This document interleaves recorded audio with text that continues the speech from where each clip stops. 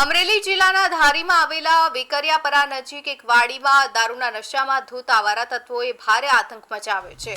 વાડી માલિકે આ તત્વોને વાડીમાં નાહવાની ના પાડતા ઉશ્કેરાયેલા શખ્સોએ બે પ્રૌઢ વ્યક્તિઓ પર જીવલેણ હુમલો કરી દીધો। આ હુમલામાં ગંભીર રીતે ઘવાયેલા બંને પ્રૌઢોને તાત્કાલિક સારવાર અર્થે અમરેલીની સિવિલ હોસ્પિટલમાં ખસેડવામાં આવ્યા છે। વેકરિયાપરાના બે નિર્દોષ પ્રૌઢ પર થયેલા હુમલાને પગલે સ્થાનિકોમાં ભારે રોષ ફેલાયો છે।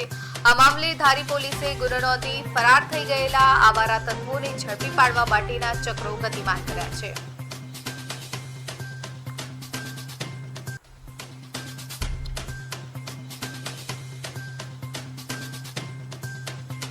પછી ધારી સિવિલ હોસ્પિટલ લઈ ગયા તો ત્યાંથી અમને અમરેલી રિફર કર્યા। અમરેલી અત્યારે સિટી સ્કેનમાં ગયા છે અને અહીંયા બહાર ઊભા છે। માથામાં ભાઈ નામ આપો। માથામાં વાગ્યું નનુભાઈ સમજુભાઈ ભુવા અને હાથમાં વાગ્યું અરવિંદભાઈ સમજુભાઈ ભુવા, બંને સગા ભાઈ છે। હું એમના કાકાનો દીકરો છું। મારવાવાળા કેટલા જણા છે?